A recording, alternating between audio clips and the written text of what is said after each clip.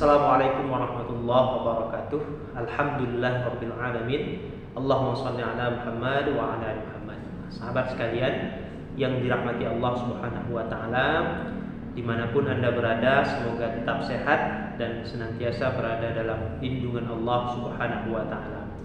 Pertama, marilah kita selalu bersyukur kepada Allah karena telah melimpahkan rahmat, nikmat dan karunia-Nya kepada kita semua.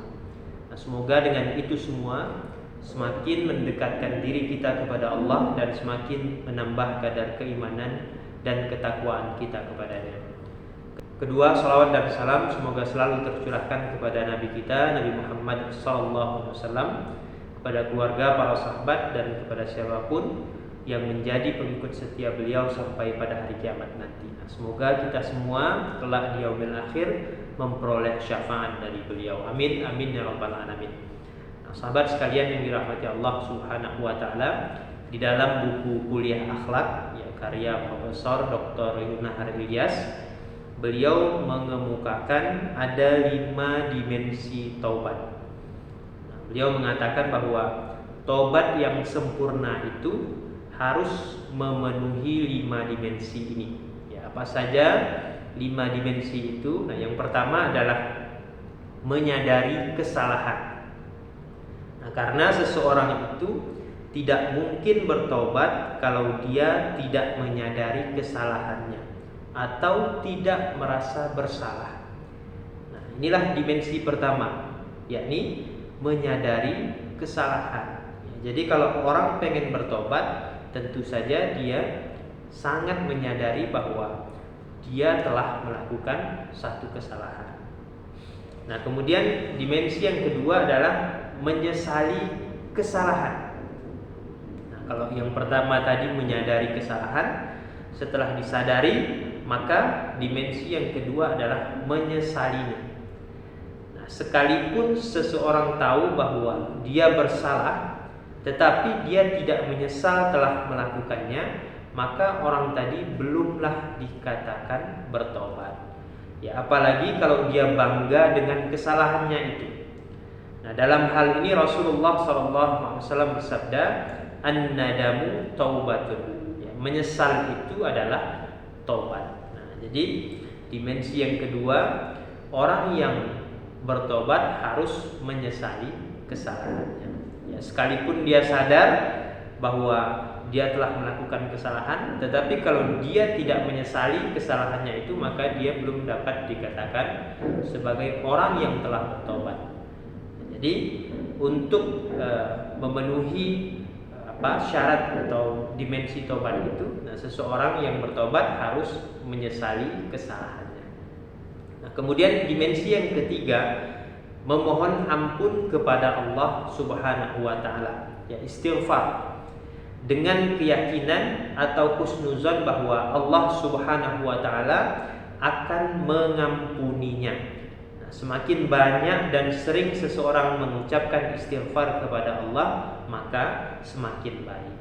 Nah, di dalam hadis itu ya ada dijelaskan bahwa Rasulullah SAW saja, ya, beliau yang kita tahu sosok manusia yang paling mulia begitu ya, yang maksum, ya, terpelihara dari melakukan kesalahan, apalagi melakukan perbuatan dosa. Ya, beliau beristighfar itu tidak kurang dari 100 kali dalam sehari. Nah, bagaimana dengan kita yang selalu berpotensi melakukan perbuatan dosa, ya, melakukan kesalahan, melakukan perbuatan dosa? Apakah kita masih enggan gitu ya untuk beristighfar kepada Allah Subhanahu wa taala?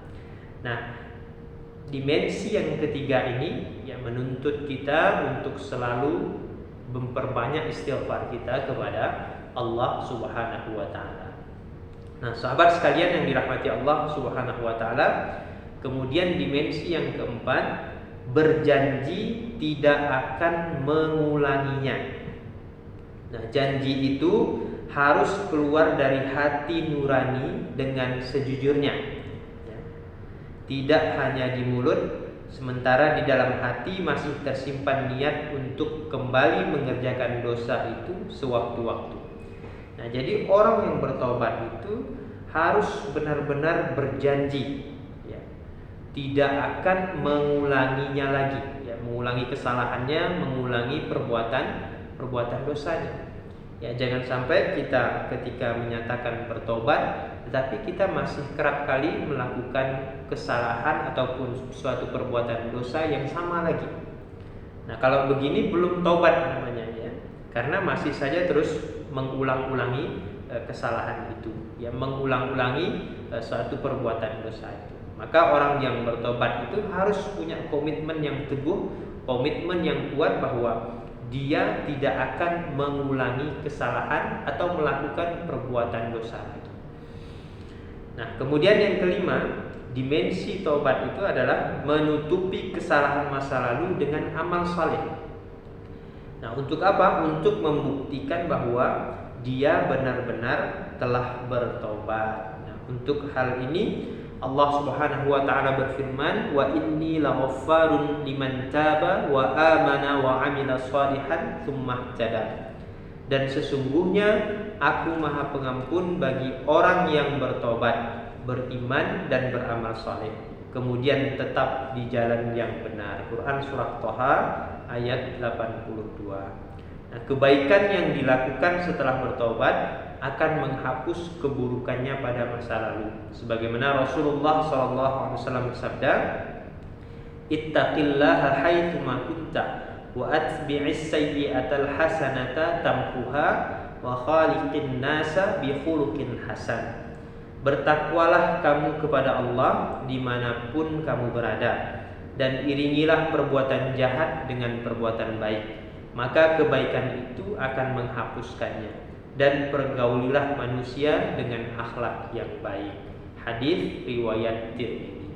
Nah, sahabat sekalian yang dirahmati Allah Subhanahu wa taala, inilah ya, 5 dimensi taubat itu.